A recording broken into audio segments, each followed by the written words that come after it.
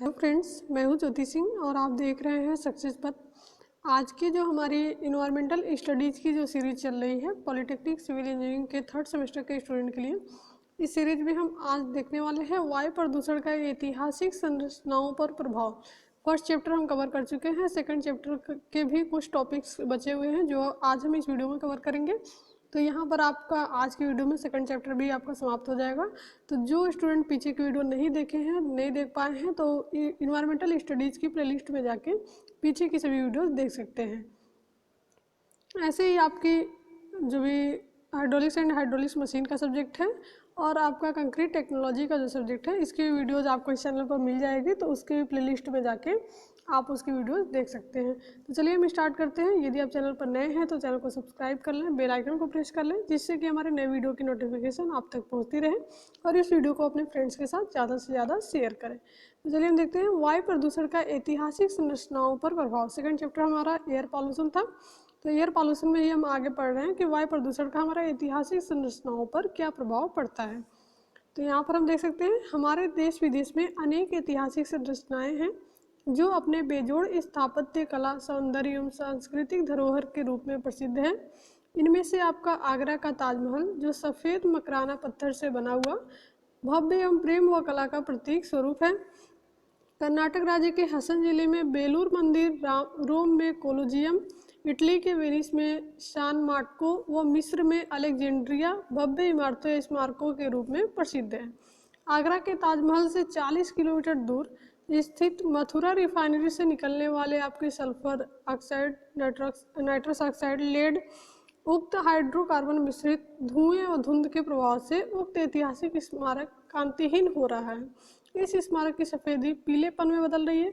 जो भी आपका आगरा का ताजमहल है, इससे 40 किलोमीटर दूर स्थित मथुरा रिफाइनरी से जो भी गैस से निकलती हैं, ये सारी गैसें निकलती है, sulphur dioxide, nitrous oxide, lead और जो भी हाइड्रोकार्बन है, मिश्रित धुएं, धुंध, इनके कारण से जो इनका सफ़ेदी है ताजमहल का, वो आपका क्या हो रहा है, पीलेपन में बदल रही है, प्रभावित हो रहा है इसकी वजह से।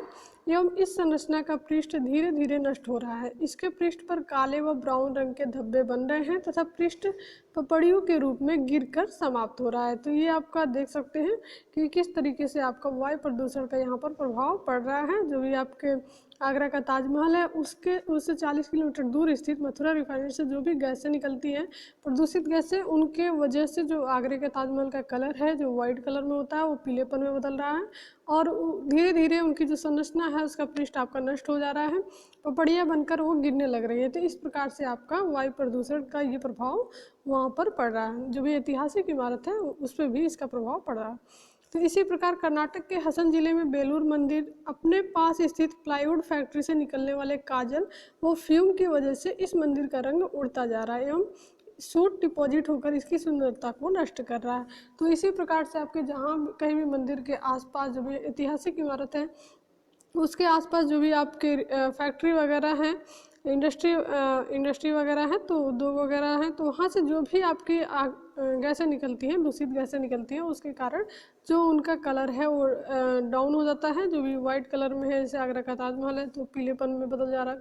तो इस प्रकार से उनके कलर पे भी प्रभाव पड़ता है और धीरे धीरे उनका स्ट्रक्चर भी वो नष्ट कर देता है। तो इस प्रकार से आपका जो भी एयर पॉल्यूशन का, वायु प्रदूषण का प्रभाव आपकी ऐतिहासिक इमारत पर भी पड़ता है। नेक्स्ट हम देखते हैं भोपाल गैस कांड। ये बहुत ही इंपॉर्टेंट पॉइंट है, बहुत ही इंपॉर्टेंट टॉपिक है आपका इस सब्जेक्ट से रिलेटेड। भोपाल डाइजेस्टर जो होता है, कब आया था, कैसे आया था, फिर मतलब क्या क्या हुआ, कितने लोग प्रभावित हुए, तो इसके बारे में जैसे एक कहानी की तरह आप समझ लीजिए कि इसको आपको याद रखना जरूरी है। इस पर टिप्पणी लिखने के लिए आपका आ जाता है कि भोपाल गैस कांड पे आप टिप्पणी लिखिए या इसके बारे में आप बताइए। तो इसको आप बहुत ध्यान से पढ़ेंगे। चलिए हम देखते हैं भोपाल गैस दुर्घटना जो हुई थी। आप एक एक पॉइंट को आप ध्यान से यहाँ पर देखिएगा। भोपाल गैस दुर्घटना कार्बाइड फैक्ट्री जो कार्बोरिल कीटनाशक का निर्माण करती थी में घटी। यानी कि भोपाल गैस जो दुर्घटना हुई थी कार्बाइड फैक्ट्री में हुई थी और उस फैक्ट्री में किसका निर्माण होता था, कार्बोरिल कीटनाशक का निर्माण होता था। उसी फैक्ट्री में ये घटना घटी थी। यह मध्य प्रदेश के भोपाल शहर में 3 दिसंबर 1984 को एक बहुत बड़ी त्रासदी के रूप में घटित हुई। तो इसकी जो भी लाइन है, लाइन बाय लाइन आप ध्यान दीजिएगा। यह मध्य प्रदेश के भोपाल शहर में, भोपाल आपका कहाँ है? मध्य प्रदेश में है। मध्य प्रदेश जो आपका स्टेट है उस वहाँ पर आपका भोपाल है। इसमें 3 दिसंबर 1984 को एक बहुत बड़ी त्रासदी के रूप में घटित हुई। इसमें क्या क्या हुआ ये भी हम देखते हैं। 3 दिसंबर रात्रि के 11:30 पर कंपनी के कर्मचारियों को महसूस हुआ कि गैस का लीकेज हो रहा है। एक कर्मचारी को 50 फीट की ऊंचाई से गैस निकलती हुई दिखाई दी और उसने एमआईसी टैंक में 25 डिग्री सेंटीग्रेड का तापमान एवं 40 psi का दाब नोट किया। फिर वह एमआईसी टैंक पर चढ़ गया। उसे टैंक के अंदर तेजी से खौलते हुए जल जैसी ध्वनि सुनाई दी। चूंकि टैंक गर्म हो रहा था इसलिए वह सुरक्षा की दृष्टि से वहां से भागा और भागते हुए उसे गैस और अधिक तेजी से निकलती हुई सुनाई दी। इस गैस का जो रिसाव था इतना अधिक था कि प्लांट के ऊपर सफ़ेद बादल जैसे छा गए। ये बादल फिर आबादी की ओर बढ़ने लगे और इस समय गैस का जो दाब था वो 55 psi तक पहुंच चुका था। टैंक का वाल्व खुल गया और जिससे गैस रिस रही थी, यह रिसने वाली गैस एमआईसी गैस थी। तो इसका मतलब क्या हुआ आप यहाँ पर समझ रहे होंगे। इसको हम दोबारा से रिपीट करेंगे और ध्यान से इसको पढ़ेंगे कि क्या क्या हुआ था उस टाइम पे। तो 3 दिसंबर के रात्रि 11:30 पर जब कंपनी के कर्मचारियों को यह महसूस हुआ कि गैस का लीकेज हो रहा है तो वहाँ से एक कर्मचारी को 50 फीट की ऊंचाई से गैस निकलती हुई दिखाई दी। जो भी आपकी फैक्ट्री है उसमें जो भी, तो फैक्ट्री में बहुत ऊंचे ऊंचे आपका टैंक लगा होता है, तो उस टैंक से उसको 50 फीट की ऊंचाई से गैस निकलती हुई दिखाई दी और उसने एमआईसी टैंक, वो कौन सी गैस थी? एमआईसी गैस थी। तो उस टैंक में, एमआईसी गैस वाली जो टैंक थी उसमें 55 डिग्री सेंटीग्रेड तापमान एवं 40 psi का दाब नोट किया उस टाइम पे, जिस टाइम पे 50 फीट की ऊंचाई पर उसको गैस निकलती हुई दिखाई दी थी।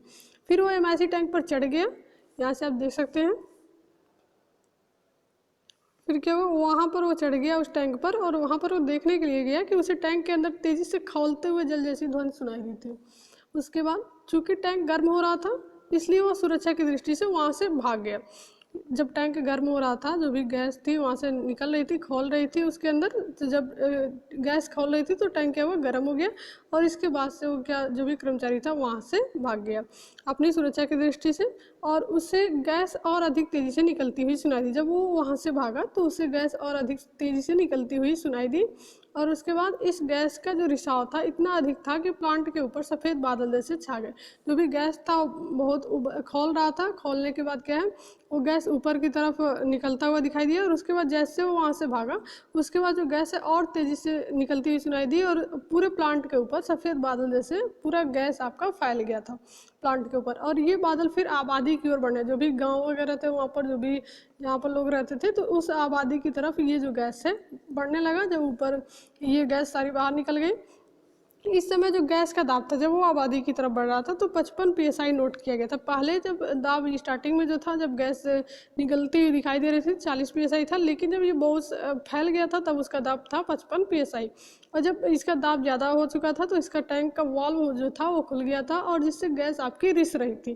जब वाल्व खुल गया तो वहाँ से आपकी गैस रिस रही थी और यह रिसने वाली गैस कौन सी गैस थी? एमआईसी गैस थी। गैस का नाम आप याद रखेंगे।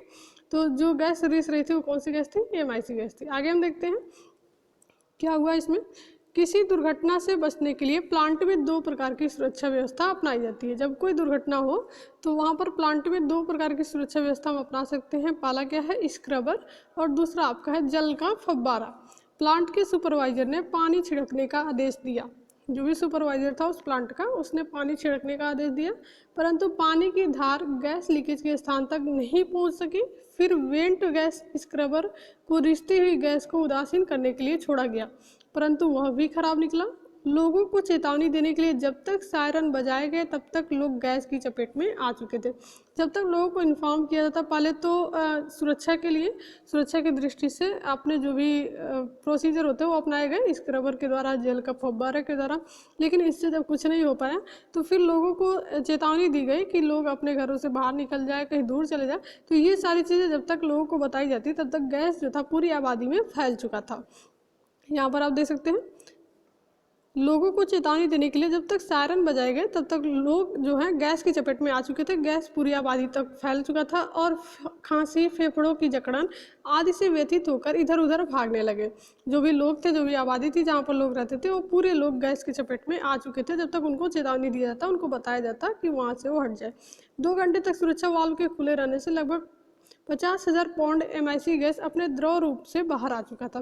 गैस जो क्या थी, पहले आपकी लिक्विड में थी, लेकिन जब वो उबल रही थी और उसका दाब अधिक हुआ तो गैस के फॉर्म में निकल के और ऊपर पूरी आबादी में वो फैल चुकी थी। तो कितना निकला था गैस? 50,000 पौंड MIC गैस अपने द्रव के रूप से बाहर आ चुका था। साथ ही इसमें COCl2 MSCl गैस भी मिली हुई थी। लगभग 2 बजे तक टैंक दाब घटकर 40 PSI से कम हो गया।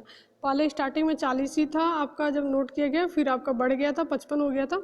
लेकिन जब धीरे धीरे ये कम हुआ तो लगभग 2 बजे, 11:30 बजे ये घटना स्टार्ट हुई थी और 2 बजे की रात्रि में, मॉर्निंग के टाइम में 2 बजे तक टैंक का दाब घटकर PSI से कम हो गया, 40 PSI से, तथा सुरक्षा वाल्व स्वतः बंद हो गया। जब गैस उबलना बंद हो गया तो सुरक्षा वाल्व आपका बंद हो गया। 3 बजे प्रातः, मॉर्निंग के टाइम में 3 बजे फैक्ट्री का वर्क मैनेजर पहुंचा। उसने पुनः चेतावनी सायरन बजवाया, लेकिन तब तक सैकड़ों लोग मर चुके थे और हजारों मौत की कगार पर थे।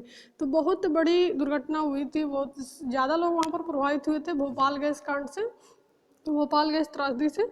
तो इस घटना को आप पूरी तरीके से याद रखेंगे कैसे कैसे क्या हुआ, और जब भी इस पर टिप्पणी लिखने की आती है तो पूरी चीज़ें आपको, पूरी बातें जो अभी हमने बताई तो ये पूरा लिखना होता है आपको। 3 दिसंबर 1984 को ये घटना हुई थी और रात्रि के 11:30 बजे हुई थी और मॉर्निंग के टाइम में 3 बजे तक यहाँ पर फैक्ट्री का वर्क मैनेजर पहुंचा। उसने पुनः जब जो भी चेतावनी सायरन बजवाया कि लोग वहाँ से हट जाए, लेकिन तब तक बहुत सारे लोग गैस की चपेट में आ चुके थे। कितने लोग मर भी चुके थे और कितने मरने की कगार पर थे।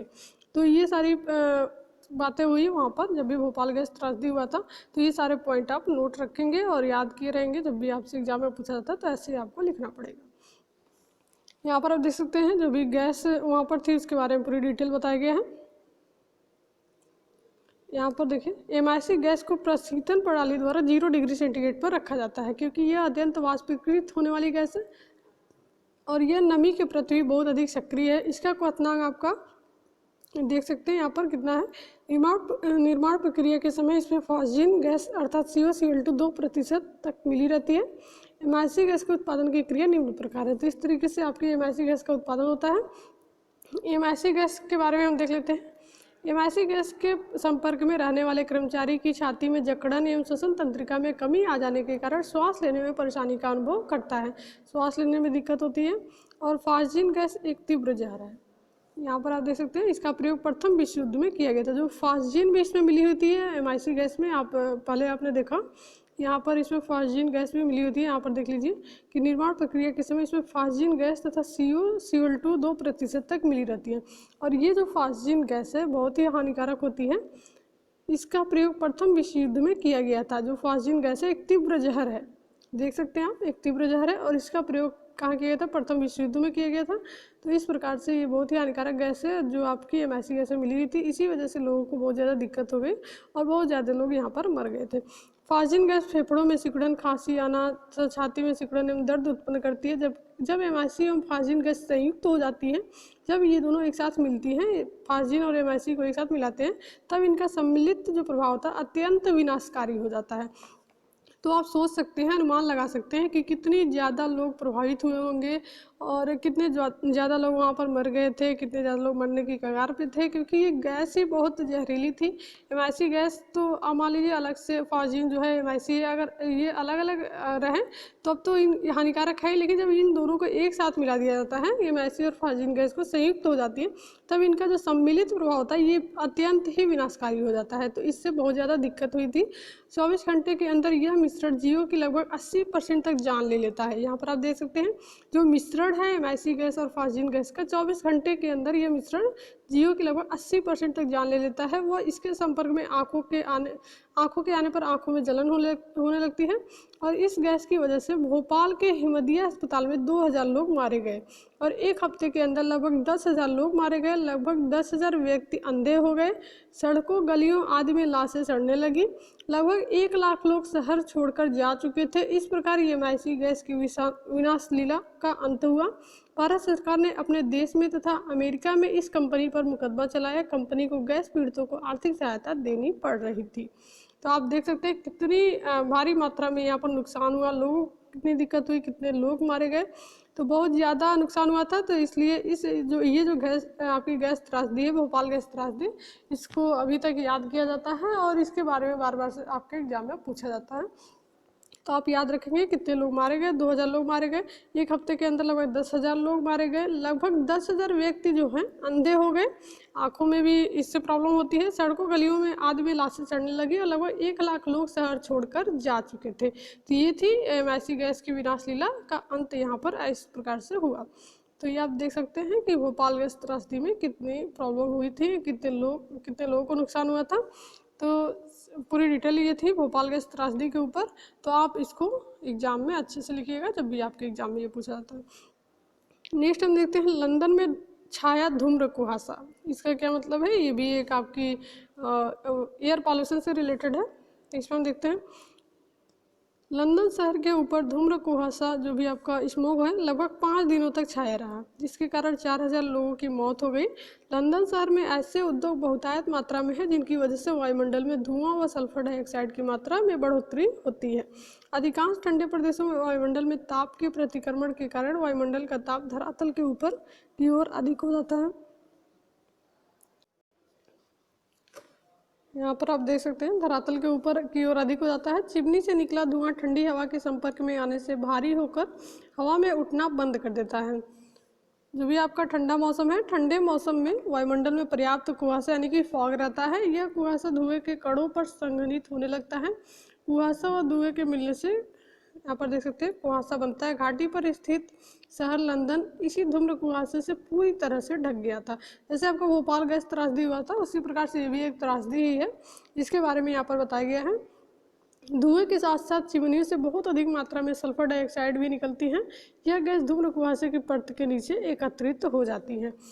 इस कुहासे से लंदन शहर 5 दिनों तक ढका रहा। वहाँ के लोगों का वायुमंडल से संपर्क टूट चुका था, उन्हें शुद्ध हवा नहीं मिल पा रही थी। जब आपकी जो भी गैस है, दूषित गैस है, वो फैल जाती है वायुमंडल में, तो आपका जो हवा है, सही हवा, आपको शुद्ध हवा नहीं मिल पाती है और इससे बहुत ज़्यादा दिक्कत होती है। सल्फर डाइऑक्साइड व अन्य, यहाँ पर देख सकते हैं, सल्फर डाइऑक्साइड व अन्य दूषित गैसों में ही वे सांस ले रहे थे, जिसकी वजह से धुएं के कण उनके मुंह में जा रहे थे। जब भी आपको अगर शुद्ध हवा नहीं मिल पाएगी तो जो भी गैस फैले हुए रहते हैं वायुमंडल में, तो आप जब भी सांस लेंगे तो वो गैस आपके श्वास के माध्यम से आपके शरीर में जाएगी और वहाँ से आपको क्या होगी, जो भी बीमारियाँ होती हैं वो उत्पन्न हो जाएंगी और लोगों को वहाँ पर दिक्कत होने लगी, जिससे उन्हें घुटन हो रही थी। प्रदूषक गैसों की सांद्रता बढ़ती जा रही थी। सल्फर डाइऑक्साइड गैस के कारण लोगों की श्वसन तंत्रिका पर हानिकारक प्रभाव पड़ रहा था। वे सब ब्रोंकाइटिस, निमोनिया, फेफड़ों के कैंसर आदि कई बीमारियों की चपेट में आ चुके थे। तो विभिन्न बीमारियों से मरने वालों की संख्या इस प्रकार थी, आपके चार्ट में दिखाया गया है कौन सी बीमारी से कितने लोग मरे थे इस धूम्र कुहासे की वजह से, जो लंदन में आपका छाया हुआ था पूरे 1 हफ्ते तक।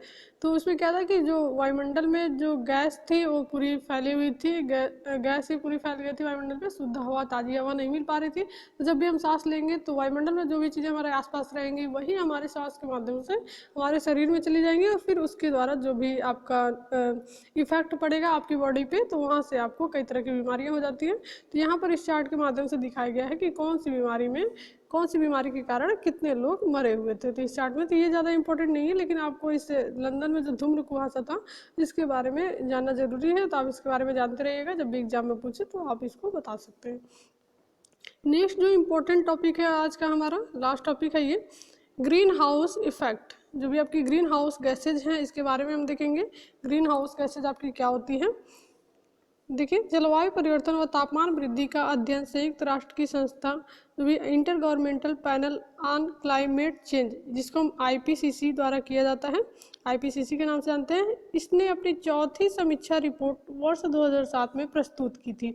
इस रिपोर्ट के अनुसार यदि पर्यावरण में कार्बन की मात्रा 400 भाग प्रति मिलियन से अधिक हो जाती है तो विश्व का तापमान 2 डिग्री सेंटीग्रेड की सीमा पार कर जाएगा। जब आपका पर्यावरण में कार्बन की मात्रा 400 भाग प्रति मिलियन से अधिक हो जाती है तो विश्व का तापमान है 2 डिग्री सेंटीग्रेड की सीमा पार कर जाएगा। वर्तमान में पर्यावरण में कार्बन की मात्रा 380 प्रति मिलियन है। रिपोर्ट के अनुसार वर्ष 2100 तक विश्व तापमान में परिस्थितियों के अनुसार 1.1 डिग्री सेंटीग्रेड से 4.6 डिग्री सेंटीग्रेड तक वृद्धि हो सकती है। अतः वर्तमान में विश्व के तापमान में वृद्धि 2 डिग्री सेंटीग्रेड से कम होते हुए भी उसके आसपास होगी। तो यहाँ पर आप देख सकते हैं विश्व तापमान में वृद्धि का प्रमुख कारण क्या है, ग्रीन हाउस गैस है। ग्रीन हाउस गैसों में क्या क्या आ जाता है, जैसे carbon dioxide, methane, nitrous oxide, hydrofluorocarbon, sulphur dioxide आदि की मात्रा में वृद्धि होना, ये आपका ग्रीन हाउस गैस है। जैसे इनकी मात्रा में वृद्धि का मुख्य कारण क्या है, विकास कार्य, यातायात, औद्योगिकरण एवं वनों की कमी होना। जब पर्यावरण में इन गैसों की अधिक मात्रा होती है तो ये गैसें सूर्य से आने वाली ऊष्मा को आप वापस आकाश में नहीं जाने देती। जो भी सूर्य से आने वाली ऊष्मा होती है वापस आकाश में नहीं जाने देती, इससे पृथ्वी के तापमान में वृद्धि हो जाती है और इस घटना को हम ग्रीन हाउस प्रभाव कहते हैं। ग्रीन हाउस इफेक्ट के बारे में आपसे बहुत ज़्यादा पूछा जाता है। इसमें जो 3 टॉपिक अभी आप पढ़े, ग्रीन हाउस इफेक्ट, लंदन में धूम्र कुहासा और भोपाल गैस त्रासदी, तो 2 सबसे बहुत ज़्यादा इंपॉर्टेंट है आपके, जो भोपाल गैस त्रासदी है और जो आपका ग्रीन हाउस इफेक्ट है। ये हर जगह, हर पेपर में, मतलब हर साल जो भी पेपर होते हैं उसमें आपको ये क्वेश्चन मिल जाएगा और बहुत ज़्यादा इंपॉर्टेंट भी है, हर जगह ये पूछा जाता है, तो इसको आप जरूर याद रखिएगा। भोपाल, ये हम ग्रीन हाउस इफेक्ट किसे कहते हैं, इसको हम देखते हैं। जब पर्यावरण में जो भी आपकी ग्रीन हाउस गैसेज हैं, जिसके बारे में आपको बताया गया कि कार्बन डाइऑक्साइड है, मीथेन है, नाइट्रस ऑक्साइड है, हाइड्रोफ्लोरोकार्बन है, सल्फर डाइऑक्साइड है, इनकी मात्रा में वृद्धि होना, ठीक है। विश्व में तापमान वृद्धि का मुख्य कारण क्या है, इनकी मात्रा में वृद्धि होना। और जब इनकी मात्रा में वृद्धि का मुख्य कारण विकास कार्य, यातायात, औद्योगिकरण एवं वनों की कमी होना है। और जब पर्यावरण में इन गैसों की मात्रा अधिक होती है, जब ये गैसें अधिक मात्रा में पाई जाती है पर्यावरण में, तो ये गैसें जो होती है सूर्य से जो ऊष्मा आती है पृथ्वी पर, सूर्य से ऊष्मा जो पृथ्वी पर आती है उसको वापस ये आकाश में नहीं जाने देती है। और जिससे क्या होगा, जब वापस आकाश में नहीं जाएगी ऊष्मा तो आपके जो पृथ्वी का जो तापमान है अधिक हो जाएगा, पृथ्वी के तापमान में वृद्धि हो जाएगी। और इसी घटना को हम क्या बोलते हैं, ग्रीन हाउस इफेक्ट, यानी कि ग्रीन हाउस प्रभाव, इसी घटना को हम बोलते हैं। जब भी सूर्य की किरणें पृथ्वी पर आती हैं, अगर वापस आकाश में नहीं जाएंगी, ये गैसें उनको नहीं जाने देती हैं वापस आकाश में, तो पृथ्वी का तापमान क्या होगा, पृथ्वी के तापमान में वृद्धि हो जाती है। और इस घटना, ये जो पूरी घटना होती है, इसी घटना को हम ग्रीन हाउस इफेक्ट बोलते हैं। तो एक लाइन में अगर डिफिनेशन देना है तो ऐसे आप दे सकते हैं, और लेकिन अगर टिप्पणी लिखने के लिए इस पर आए तो आपको पूरा डिटेल यहाँ पर लिखना होगा। अमेरिका सहित अन्य विकसित देश ग्रीन हाउस गैसों में कटौती के लिए किसी बाध्यकारी लक्ष्य को स्वीकार करने के लिए तब तक तैयार नहीं है जब तक बड़े विकासशील देश जैसे भारत, चीन भी बाध्यकारी कटौती के लक्ष्य को स्वीकार नहीं करता। दूसरी तरफ विकासशील देशों का यह तर्क है कि अभी तक तापमान वृद्धि व कार्बन उत्सर्जन में सबसे अधिक योगदान विकसित देशों का है, अतः सबसे पहले विकसित देशों को कटौती करनी चाहिए। कार्बन वृद्धि में उनकी ऐतिहासिक जिम्मेदारी है। दूसरी तरफ विकासशील देश अभी विकास के लक्ष्य से दूर है, अतः कार्बन कटौती की बाध्यता बाद में थोपी जानी चाहिए। इन चारों देशों ने कोपेनहेगन सम्मेलन के दौरान जिस समूह का निर्माण किया था उसे बेसिक समूह, यानी कि Brazil, India, south Africa and China के नाम से जाना था। बेसिक का जो फुल फॉर्म है आपका, इसमें पूरे 5 देश हैं आपके, ब्राज़ील है, इंडिया है, साउथ है, अफ्रीका है और चाइना है, तो इसके नाम से हम बेसिक को जानते हैं। तो यहाँ पर ये पूरा था आपका ग्रीन हाउस इफेक्ट, आपको समझ में आ गया होगा ग्रीन हाउस इफेक्ट क्या है। अगर एक लाइन में इसका डिफिनीशन हम देखना चाहें तो सुन लीजिए आप। जब भी पृथ्वी पर जो भी सूर्य की किरणें आती हैं, सूर्य से जो भी प्रकाश आता है, तो जब आपके वायुमंडल में ये जो ग्रीन हाउस गैसें होती हैं, जैसे आपको बताया गया कार्बन डाइऑक्साइड, मीथेन, ये सारी गैसें, तो ये जब वायुमंडल में अधिक मात्रा में उपलब्ध हो जाती हैं, तो ये जो प्रकाश सूर्य का आता है पृथ्वी पर, इनको वापस जो भी आकाश में नहीं जाने देती हैं। और जब वापस आकाश में नहीं जाने देंगी तो जो भी प्रकाश आएगा वो क्या होगा, पृथ्वी का तापमान यहाँ पर अधिक हो जाएगा, पृथ्वी के तापमान में वृद्धि होगी। और ये जो पूरी प्रोसेस होती है, पूरी घटना है, इसी घटना को हम ग्रीन हाउस इफेक्ट बोलते हैं। तो यहाँ से आपको क्लियर हो गया होगा। यदि क्लियर है तो सभी लोग एक बार थम्स अप कर दें। तो आज की वीडियो हम यहीं पर समाप्त करते हैं। ऐसे ही और वीडियोज़ के लिए आप चैनल पर बने रहिए और इस वीडियो को आप ज़्यादा से ज़्यादा